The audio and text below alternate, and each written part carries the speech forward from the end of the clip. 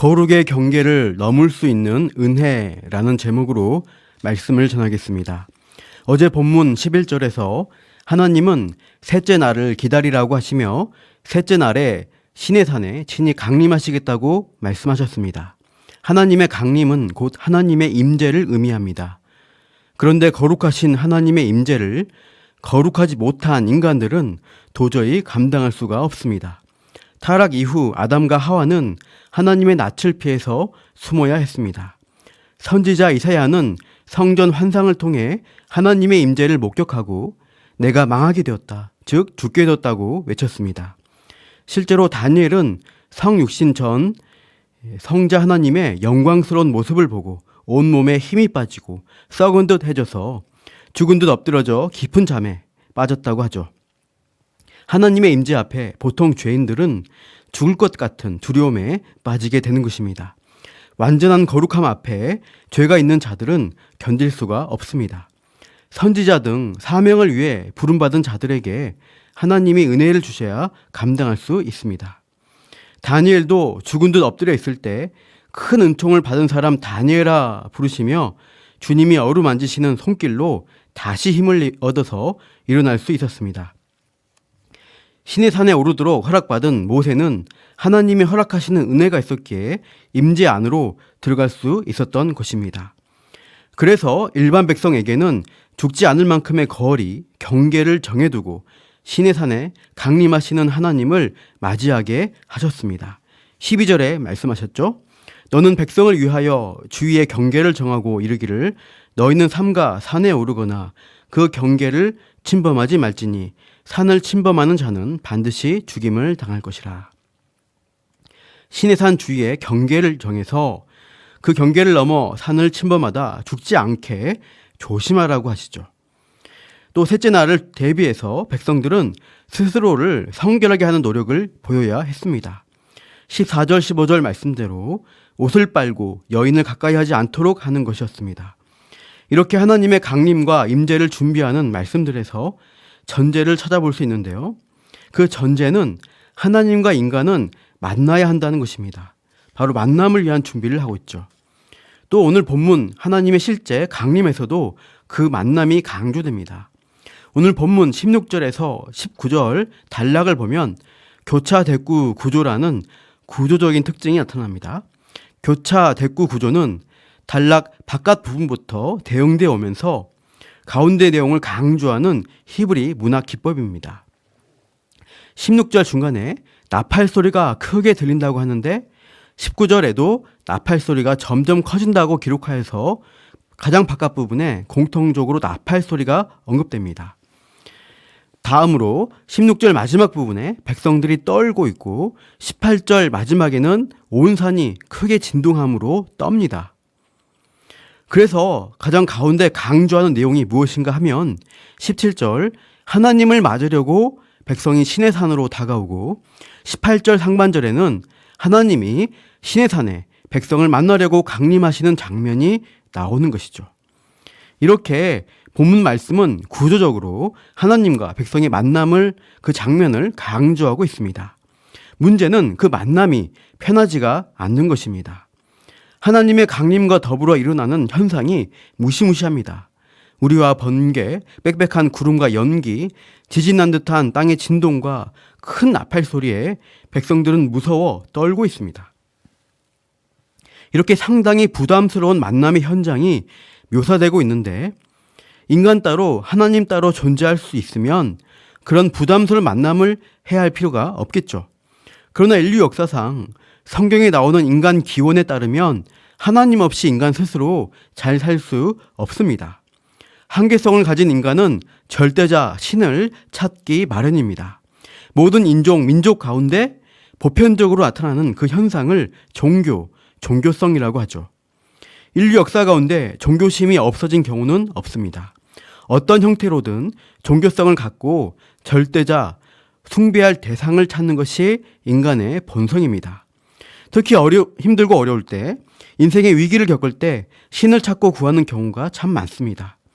출애굽기에서도 애굽에서 학대받을 때 이스라엘 백성은 하나님을 찾으며 부르짖었습니다. 광야에서 물이 없을 때, 먹을 것이 없을 때 백성들은 모세를 원망했지만 실은 하나님이 위기를 해결해 주시기를 바라는 아우성이었다고 할 수 있습니다. 그러나 인간이 신을 찾고 구하며 만나기를 구하지만 타락한 인류가 만들어내는 것은 결국 자기 욕망을 투영한 우상일 뿐입니다. 죄인 스스로의 힘으로 참된 하나님을 찾을 수 없습니다. 생명의 근원 되신 하나님을 만날 수 있는 길이 끊어져 있고 막혀 있기 때문입니다. 아담이 하나님과 함께 거닐며 교제했던 그 에덴 동산은 타락 후 인간이 들어갈 수 없는 금단의 영역으로 규정됩니다. 그룹 천사들과 두루 도는 불칼을 두어 절대 들어갈 수 없게 만드셨습니다. 그래서 인간이 하나님을 찾아 거룩의 영역으로 올라가서 하나님을 만날 수 없기 때문에 반대로 하나님이 내려오셔서 강림하셔서 인간을 만나 주셔야 하나님과 인간의 만남이 가능해지는 것입니다. 그러나 그냥 죄인인 인간이 하나님을 직접 만나게 되면 아까 언급했듯이 죽을 수밖에 없습니다. 그래서 본문 20절, 21절 중보자 역할을 하는 모세를 불러 경고하게 하시죠. 여호와께서 시내산 곧 그 산 꼭대기에 강림하시고 모세를 그리로 부르시니 모세가 올라가매 여호와께서 모세에게 이르시되 내려가서 백성을 경고하라. 백성이 밀고 들어와 나 여호와에게로 와서 보려고 하다가 많이 죽을까 하노라. 하나님이 강림하여 거룩한 영역이 된 시내산으로 백성들이 밀고 들어와서 많이 죽을 수 있기 때문에 경고하라고 하시죠. 모세는 하나님 말씀을 전하느라 오르락 내리락 많이 하게 되는데요. 20절 모세를 산꼭대기로 불렀다가 21절에는 다시 내려가라고 하십니다. 경고할 대상에 대해 또 언급하시는데요. 22절에 여호와께 가까이 하는 제사장들입니다. 이때는 아직 아론 계열 제사장이 세워지지 않았기 때문에 각 가정에서 제사장 역할을 하는 장남을 가리키는 것으로 보입니다. 일반 백성들보다 하나님께 더 가까이 갈 수 있는 직분자들이 제사장이라고 하시면서 그 몸을 성결히 하도록 명하십니다. 역시 하나님의 치심으로 죽지 않도록 하기 위한 것이죠. 하나님은 거룩의 영역에 제한을 두어서 백성이 죽지 않고 하나님을 만날 수 있도록 어떤 배려를 하고 계십니다. 23절 모세가 여호와께 아뢰되 주께서 우리에게 명령하여 이르시기를 산 주위에 경계를 세워 산을 거룩하게 하라 하셨사온즉 백성이 시내산에 오르지 못하리이다. 시내산 주위에 경계를 세우신 것은 넘어오면 죽여버리려고 하는 벌주심의 의미가 아닙니다. 넘어와서 괜히 죽지 않게 하시려는 배려와 보호의 의미로 그 의도로 주신 것입니다. 하나님과 백성의 만남에 있어서 시내산을 중심으로 어떤 경계를 정하고 있죠. 산 기슭까지는 일반 백성이 있을 수 있고 더 들어가면 죽습니다. 그런데 22절 말씀대로 더 가까이 다가갈 수 있는 자들이 있는데 제사장입니다. 뒤에 출애굽기 24장 1절을 보면 언약 체결식 때 장로 70명이 산등성이까지는 올라갈 수 있도록 허락합니다. 이때 장로들이 제사장 역할을 하는 것이죠. 그리고 가장 거룩한 장소인 산 정상에는 모세만이 갈 수 있습니다. 이런 거룩의 영역을 구분한 장면은 무언가를 상징하고 있죠. 바로 뒤에 나올 성막 제도입니다. 성막도 경계를 정해서 거룩의 정도에 차등을 둡니다. 하나님이 임재하는 곳으로서의 성막 중 가장 거룩한 장소는 지성소입니다. 아무나 들어갈 수 없고 1년에 한 번 대제사장만 들어가도록 허락됩니다. 모세만 부르셨듯이 그렇습니다. 다음 산등성이는 성소를 상징합니다. 평소 제사장들이 들어가 직무를 수행할 수 있는 곳입니다. 다음 산기슭 아래 영역은 성막 중 일반 백성이 출입할 수 있었던 성막 뜰을 가리킵니다. 이렇게 시내산 강림을 통한 백성과의 만남은 나중에 성막을 통해 하나님이 백성을 만나실 것을 예표한다 할 수 있습니다. 하나님이 피조물인 인간과의 만남, 그 관계 회복을 바라시고 계시죠. 그러나 거룩하신 하나님이 거룩하지 못한 인간을 그냥 만나려고 할 때 인간은 죽음을 피할 수 없습니다. 그래서 죽지 않게 할 수 있는 경계를 정해두시고 그 백성을 만나 주십니다. 간접적인 만남이죠. 바로 중계를 통한 만남입니다.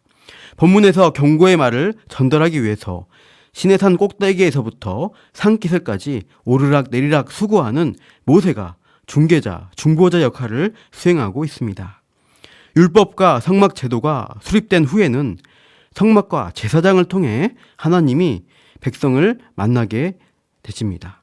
이런 거룩의 경계선을 넘나들며 하나님과 우리 죄인들의 만남을 이루어 주신 분, 그 중보자가 누구신가요? 바로 예수 그리스도입니다. 예수님이 십자가에서 숨을 거두실 때 지성소를 가로막고 있던 휘장이 찢어졌습니다. 예수의 피로써 보혈의 공로를 힘입은 자는 하나님으로부터 거룩하다 인정받는 그 말 그대로 성도로서 지성소에 임재하신 하나님을 직접 만나고 교제할 수 있게 되는 것입니다. 넘어가지 말라고 만든 울타리, 담, 그 경계를 마음대로 넘어가는 것은 불법입니다. 제가 군복무를 철원, 화천, 철책선에서 했습니다.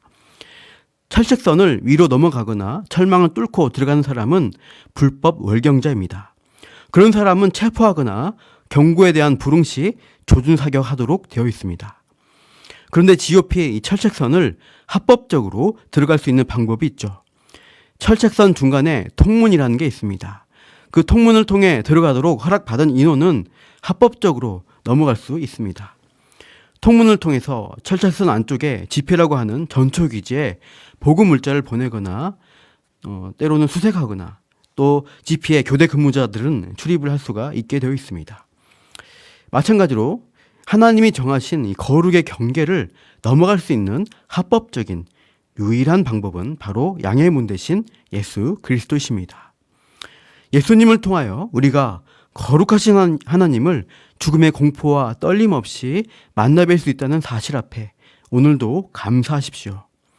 거룩의 경계를 넘어갈 수 있는 은혜 주심에 감사하며 오늘도 하나님과 동행하며 기쁨과 평안을 누리시기를 축복합니다.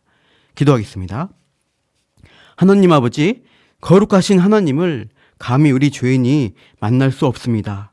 우리 힘으로 선교를 할 수 없기 때문입니다. 그래서 중보자 되시는 예수님을 보내주셨습니다. 우리가 그리스도의 보혈로 성결함을 입어 지성소 경계를 넘어 하나님을 오늘도 배울 수 있게 하시니 감사합니다.